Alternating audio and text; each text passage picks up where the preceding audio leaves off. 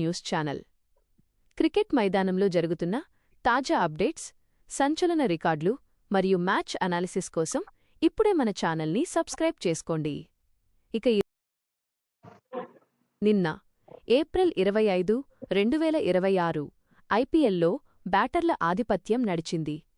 రెండు మ్యాచుల్లోనూ భారీ స్కోర్లు నమోదయ్యాయి. మీరు అడిగిన మ్యాచ్ల ఫలితాలు ఇక్కడ ఉన్నాయి. 1. Delhi Capitals DC versus Punjab Kings PBKS.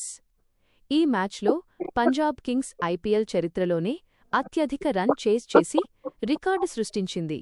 DC score 264/2, 20 ఓవర్లు. కేఎల్ రాహుల్ 152 నాటౌట్, కేవలం 67 బంతుల్లో. నితీష్ రాణా 91 పరుగులు.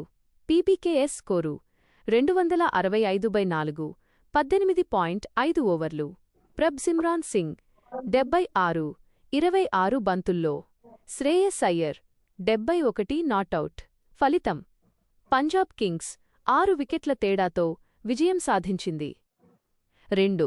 Rajasthan Royals RR versus Sunrisers Hyderabad SRH minus రాత్రి మ్యాచ్.